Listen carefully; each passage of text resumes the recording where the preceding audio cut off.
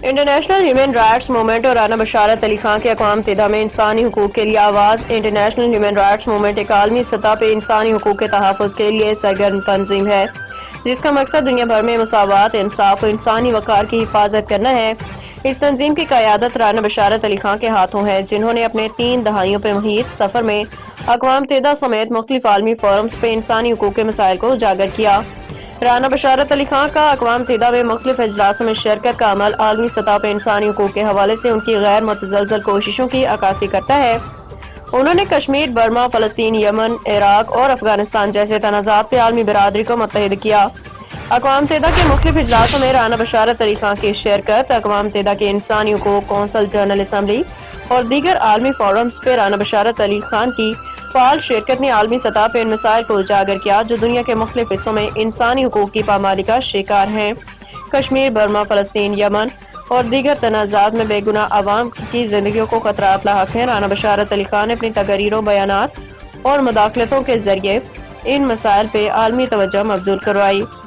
رانا بشارت علی خان کا عالمی اثر و رسوخ کی تصاویر رانا بشارت علی خان کے اقوام متحدہ میں مختلف اجلاسوں میں شرکت کی عکاسی کرتی ہیں، جہاں انہوں نے عالمی رہنماؤں کو انسانی حقوق کی پامالیوں کے بارے میں آگاہ کیا، متاثرہ عوام کے حق میں آواز اٹھائی۔ ان کی کاوشوں نے نہ صرف انسانی حقوق کے تحفظ میں کردار ادا کیا بلکہ عالمی برادری کو یہ سبق بھی دیا کہ حقوق انسانی کا تحفظ ہر فرد کی ذمہ داری ہے۔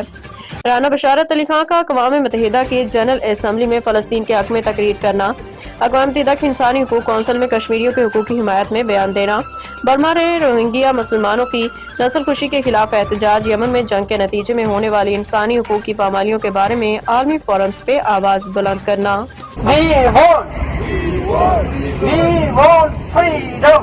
We want freedom. Indian Army. We want freedom. UN. Kashmir seeks attention. Wake up. Indian Army. Indian Army. We want freedom. UN. Kashmir seeks attention. Wake up. UN wake up. Indian fake democracy. Shame. Stop killing in Kashmir. State terrorism in Kashmir. Must stop.